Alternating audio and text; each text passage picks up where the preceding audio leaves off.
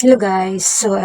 Ito guys, gusto ko lang ibahagi dahil sa panay taas na lang ng mga bilihin, no? Ngayon, pahirap na lang talaga.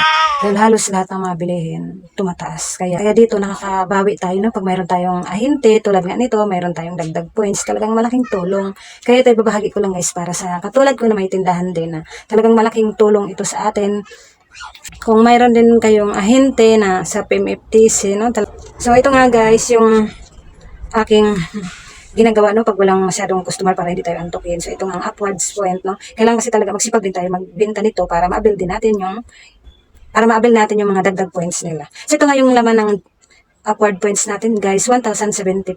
So ayan. So ngayon i-claim natin itong 125 para madagdagan. So ayan, pindutin lang natin. So ayan, napindot na natin, guys. Kaya ayan.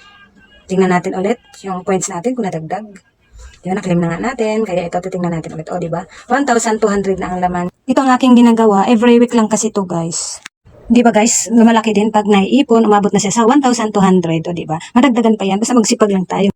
Tulad nga nito guys, may available na. O ayan, i-encode mo na yan. Kailangan din kasi natin dumiskarte guys, kahit nandito lang tayo sa bahay para pag mayroong ipabili yung anak ko ay mayroon ako mapagkuhaan, hindi puro sa tindahan lang. Kasi syempre yung sa tindahan, yung binta ay pinaikot-ikot lang natin. Kaya kailangan natin mag-isip ng ibang ekstrang kita. Tulad nga nito, kailangan ng talaga ng sipag at tiyaga. Tiyagaan lang talaga dito guys. At hindi ko pa nga siya i-redeem guys para madagdagan pa siya ng madagdagan.